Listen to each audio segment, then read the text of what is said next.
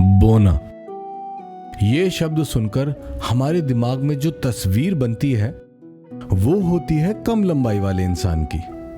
लेकिन क्यों? शायद छोटी चीजों को बोना कहते हैं इसीलिए। तो फिर लंबाई ही क्यों? हर वो शख्स जो छोटी सोच रखता है उसे बोना कहना चाहिए। बोनापन हमारे समाज पर इस कद्र हावी है कि हूबहू अपने जैसे दिखने वाले इंसान को भी हम हीन भावना से देखते हैं। लेकिन कुछ लोग ऐसे भी हैं जिन्होंने इससे ऊपर उठकर काम किया है। एनएसडी से पास आउट होकर जिन्होंने मुंबई में बसने की बजाय कम लंबाई वाले इंसानों का एक थिएटर ग्रुप बनाया और समाज में उन्हें वो सम्मान दिलाया जिसके वो हकदार थे। आइए मिलते हैं पवित्र राभा जी से स्टोरी टेलर्स पर।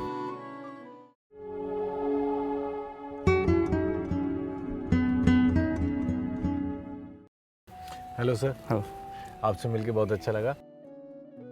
सर मैं जानना चाहता हूँ कि एनएसडी के बाद नेशनल स्कूल ऑफ ड्रामा से जब आपने ग्रेजुएशन की 2003 में, उसके बाद ये थिएटर ग्रुप आपने जो शुरू किया ड्वार्फ्स के साथ, बोने लोगों के साथ, तो ये आइडिया कैसे आया और मतलब कहाँ से इसकी शुरुआत हुई? नहीं, थिएटर ग्रुप तो मैंने शुरू किया 2003 में after passing out from NSD. और उसके बाद 2003 से लगातार मैंने चिल्ड्रंस और यूथ को लेके काम करना शुरू किया। और थिएटर ग्रुप शुरू करने का मेन मकसद तो ये था कि आई बिलोंग्स टू टांगला, उदालगुड़ी डिस्ट्रिक्ट, और बिल्कुल last part of India you can say, मतलब भूटान बॉर्डर पे है, वो लास्ट टाउनशिप है इंडिया का। तो वहाँ पे ज़्यादातर टेररिस्ट का ही ज़्यादा प्रॉब्लम था, क्योंकि हमारे टांगला के बाद जो भूटान का पहाड़ है वहीं पे सारा टेररिस्ट का कैंप थे। अच्छा। वो सब लोग निकाल के आते थे, वहाँ मार्केट करते थे, वो जो भी है। तो हमारे समय में मतलब एनएसडी जाने से पहले स्कूलिंग टाइम पे या कॉलेज टाइम पे हमें काफ़ी झेलना पड़ा वहाँ पे, आर्मी चेकिंग हो या कुछ भी हो। तो वह क्रिएटिव शूट्स के लिए हमारे पास बिल्कुल स्पेस नहीं था। तो दिमाग में सिर्फ वही ट्रिगर वगैरह या तो फिर कैसे क्या है क्या नहीं, उस टाइप का कुछ था। तो एनएसडी पास आउट होने के बाद मुझे लगा कि व्हाई नॉट बैक होम, मतलब घर जाके क्यों ना काम शुरू करे, तो ताकि जो वहाँ का यूथ है वो वहाँ से डेविएट हो। हाँ। तो तब से लगातार हम लोगों ने चिल्ड्रंस के साथ बहुत काम किया, यूथ्स के साथ बहुत काम किया। मतलब अभी तो नागालैंड, फिर अरुणाचल प्रदेश, मेघालय, हर स्टेट में, त्रिपुरा, हर स्टेट में हम काम करते हैं मेरे ग्रुप की तरफ से। तो वो मकसद था मेन ग्रुप एस्टेब्लिश करने का। और एक अपना जो भी गांव है जहाँ पे इलेक्ट्रिसिटी भी नहीं थी, अभी 1-2 साल पहले आया है, तो वो काम शुरू किया लगातार। उसके बाद 2008 में मैंने स्पेशली ये काम शुरू किया जो आपने पूछा, ड्वार्फ्स के साथ।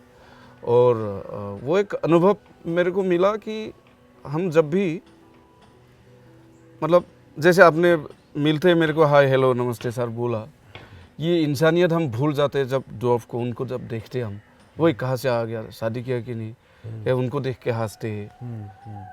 ये नहीं करना चाहिए ना। शायद मैं आपके साथ ऐसा करता तो आपको अच्छा नहीं लगता। और हमेशा हम उनको वही समझते हैं कि सर्कस का जोकर है, ये किसी काम का नहीं है। But they are also human being, except the height. जो मुझे मतलब जानने को मिला, एक्सेप्ट द हाइट, अगर उनका हाइट को अगर छोड़ दे, बाकी सब काम आप जो करते हैं, मैं जो जैसा करता हूँ वही वैसे ही करते हैं। तो 2008 में मेरे दिमाग में आया, क्यों ना ये जो गैप है, हम क्यों उनको वैसे हंसते हैं, इंसल्ट क्यों करते हैं, ह्यूमिलेट क्यों करते हैं। नहीं, कोई एक ऐसा इंसिडेंट था जिसने इस बात ऐसा को... कुछ नहीं, वही, हाँ, मतलब वही, मतलब देखते हैं ना हमेशा, कहीं भी जाओ आप अगर नोटिस करेंगे कि हर कोई वही करते हैं, या तो फिर इधर से गुजर गया तो हम अलग नज़रिए से उनको देखते हैं। तो मुझे लगा था एक बार बातचीत तो करके देखे, हमारा भी गलती नहीं, उनका भी गलती नहीं। आपसे बहुत ज़्यादा हाइट वाला एक आदमी आएगा ना, आप भी उनको देखेंगे, लेकिन हम उनको ये बोल के नहीं, ओए लंबू कहाँ से आया, ओ मोटू कहाँ से आया, हम बोलने के लिए हमारे पास हिम्मत नहीं होता है। उनको देख के ओए बोन है, वो कुछ भी बोल देते हम। तो वो सब चीज़ों को लेके मुझे लगा एक बार बातचीत करके तो देखे क्या है। तो 2008 से 2011 लास्ट तक 4 साल ऑलमोस्ट मैंने उनके घर घर गया, आसाम में, अलग अलग डिस्ट्रिक्ट में। फिर उनको समझाया कि मैं ऐसा ऐसा काम करना चाह रहा हूँ। तो आउट ऑफ 70, मतलब कम से कम 70 लोगों से मेरा मुलाकात हुई थी उस दौरान 4 साल में। मेरे दोस्त लोगों ने काफ़ी मदद किया उसमें। तो उसमें से 30 लोगों को हम लोगों ने सिलेक्ट किया, और 30 लोगों को लेके हम लोगों ने 45 डेज़ का एक थिएटर वर्कशॉप किया टांगला में। अच्छा। हाँ, उनके साथ बातचीत की, उनके साथ फ्रेंडशिप किया, वो लोग क्या चाहते क्या नहीं चाहते वो सब चीज़ें हमने मतलब तलाशना शुरू किया। तो बाद में पता चला दे आर मतलब like as except the height. तो उसके बाद एक नाटक किया मैंने पहले, कीनो कौं, मतलब व्हाट टू से, क्या कहे।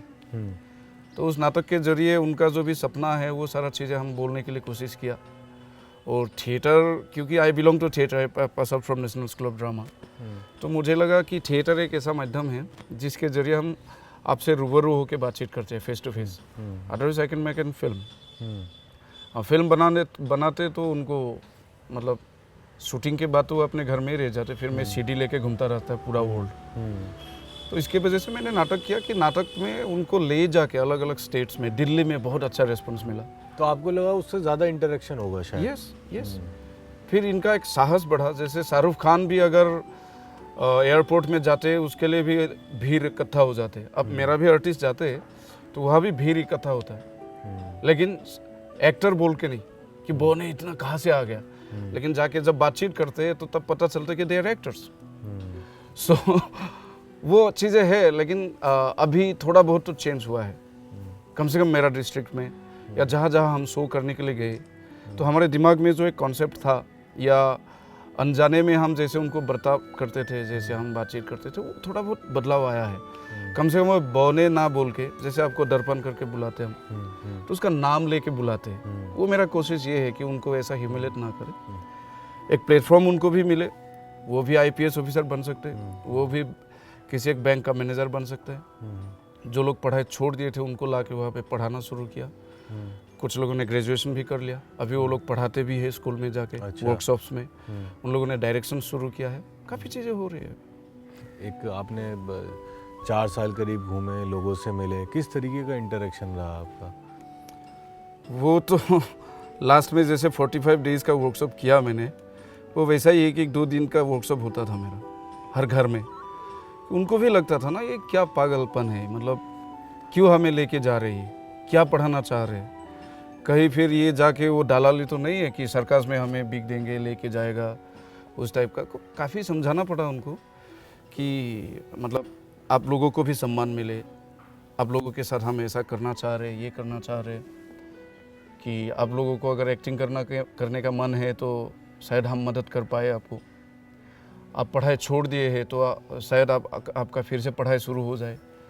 तो काफ़ी कन्विंस करने के बाद, इसके लिए शायद मेरे को 4 साल लगा। तो कोई भी काम अगर आप बीच में अगर छोड़ नहीं देंगे तो वो हो ही जाता है जैसे भी हो। तो मैं लगा रहा, जूझता रहा, तो फिर हुआ संभाव। तो वो 70 लोगों से आप जितने मिले, उनमें से कितने लोगों ने आपके साथ जुड़े? नहीं, मैं 30 लोगों को सिलेक्ट किया था। मेरे पास पैसा नहीं था, मेरे पास कोई ग्रांट नहीं था, बिल्कुल इंडिविजुअल प्रोजेक्ट था ये, अभी भी है, था नहीं। तो उसके लिए मैंने इतना साहस नहीं किया कि सब लोगों को बुलाऊं, और सब लोग कन्विंस भी नहीं हुए थे आने के लिए। लोगों का आइडिया अच्छा लगता था, तो लेकिन वो लोग they are not ready to come, सब लोग। सो उसमें से 30 लोगों को मैंने बुला के वो काम शुरू किया था। तो ये एक्टिंग का जो आपने वर्कशॉप दिया 45 डेज़ का, तो ज़्यादा पॉलिशिंग करनी पड़ी या कैसा था वो एक्सपीरियंस? नहीं, ये तो हम बहुत ज़्यादा एक्टिंग में कंसंट्रेट नहीं किया था।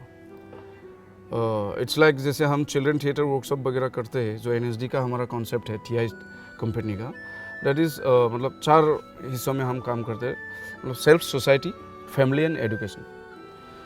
तो वही कॉन्सेप्ट उनके साथ भी मैंने शुरू किया था कि कैसे पहले फ्रेंडशिप बन जाए, उसके सेल्फ के ऊपर काम हो, उनका एजुकेशन सिस्टम, सोसाइटी में उसका क्या रिस्पॉन्स है, वो लोग क्या चाहते हैं, उसी ढंग से मैंने काम शुरू किया। और एक्टिंग तो कोई किसी को सिखा नहीं सकते, और कोई अगर किसी को एक्टिंग सिखाते हैं तो मैं भी जाऊंगा सीखने के लिए है ना। तो एक्टिंग मतलब उनको हम लोगों ने कम से कम पहले बोलना सिखाया, उसके मन में जो एक डर था वो ख़त्म किया, फिर धीरे धीरे वो बोलने लगे। फिर उन्हीं का जो स्टोरी है अपना लाइफ का, फिर उन्हीं को मैंने प्रेजेंट किया। किसी का लिखा हुआ स्क्रिप्ट मैंने उनको थोपा नहीं कि इसी डायलॉग याद करो, इन्हीं को बोलो।